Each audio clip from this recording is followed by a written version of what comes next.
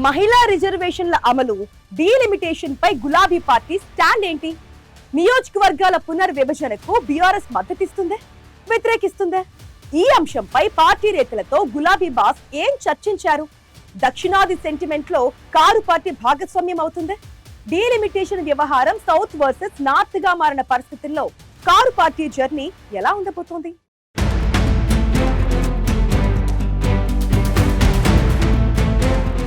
కేంద్ర ప్రభుత్వం ప్రతిపాదిస్తున్న డీలిమిటేషన్ మహిళా రిజర్వేషన్ల అమలు అంశం దేశవ్యాప్తంగా అన్ని రాజకీయ పార్టీలో చర్చకు దారితీస్తుంది.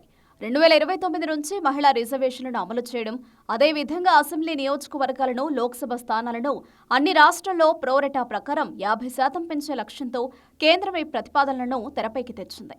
లోక్సభ స్థానాలను 543 నుంచి 850కు పెంచుతున్నట్లు కేంద్ర ప్రభుత్వం ప్రతిపాదించింది. సర్కులర్ను పార్లమెంటు సభ్యులకు పంపి పార్లమెంటు ప్రత్యేక సమావేశాలు నిర్వహిస్తోంది. 131వ రాజ్యాంగ సవరణ ద్వారా డీలిమిటేషన్ ప్రక్రియను కేంద్ర ప్రభుత్వం చేపట్టనుంది.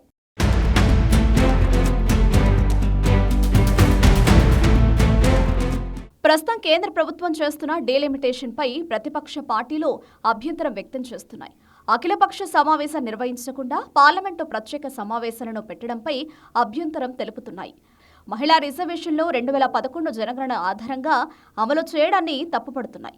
తమిళనాడు, పశ్చిమ బెంగాల్ అసెంబ్లీ ఎన్నికల తర్వాత కేంద్రం డీలిమిటేషన్, మహిళా రిజర్వేషన్లు అమలుపై పార్లమెంట్లో చర్చ చేపడితే బాగుండేదని విపక్ష పార్టీలు అభిప్రాయం వ్యక్తం చేస్తున్నాయి.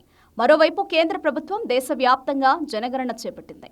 2027 జనాభా లెక్కల ఆధారంగా మహిళా రిజర్వేషన్లు, డీలిమిటేషన్ అమలు చేయాలని ఇతర రాజకీయ పార్టీలు డిమాండ్ చేస్తున్నాయి.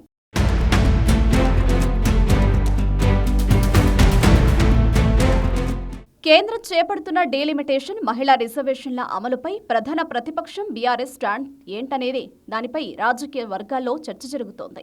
దీనిపై బీఆర్ఎస్ నేతలతో కేసీఆర్ మాట్లాడారు.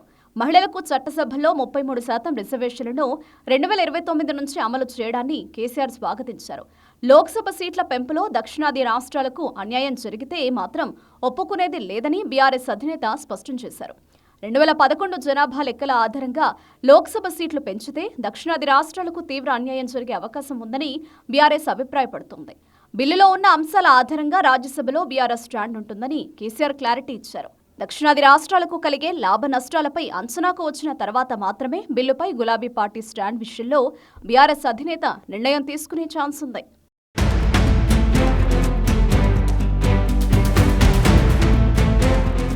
ఇక డీలిమిటేషన్ అంశంపై దక్షిణాది రాష్ట్రాల సెంటిమెంట్లో గులాబీ పార్టీ భాగస్వామి కానుంది.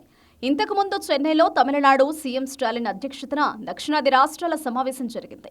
అయితే ఈ మీటింగ్కు బీఆర్ఎస్ వర్కింగ్ ప్రెసిడెంట్ కేటీఆర్ హాజరయ్యారు.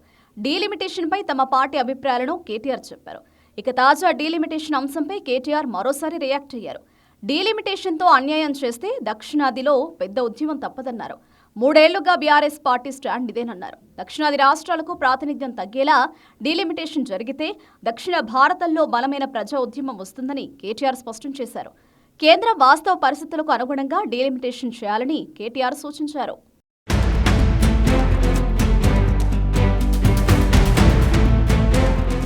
డీలిమిటేషన్లో దక్షిణాది రాష్ట్రాలకు అన్యాయం జరిగితే కేసీఆర్ నాయకత్వంలో తిరుగుబాటు చేస్తామని బీఆర్ఎస్ వర్కింగ్ ప్రెసిడెంట్ హెచ్చరించారు.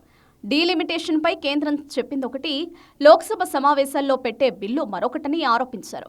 2014లో డీలిమిటేషన్ ఆంధ్రప్రదేశ్ పునర్విభజన చట్టంలోనే ఉందని, దాని తుంగలో తొక్కిందే బీజేపీ అని కేటీఆర్ ఫైర్ అయ్యారు. మహిళా రిజర్వేషన్ల అమలుకు బీఆర్ఎస్ అనుకూలమంటూనే డీలిమిటేషన్ విషయంలో దక్షిణాది ప్రయోజనాలకే తమ పార్టీ కట్టుబడి ఉందంటున్నారు. మొత్తానికి మహిళా రిజర్వేషన్లకు మద్దతు తెలపాలని డిసైడ్ అయిన బీఆర్ఎస్ డీలిమిటేషన్ బిల్లు విషయంలో తీసుకునే ఫైనల్ స్టాండ్ ఎలా ఉంటుందోనని అంతా ఆసక్తిగా చూస్తున్నారు.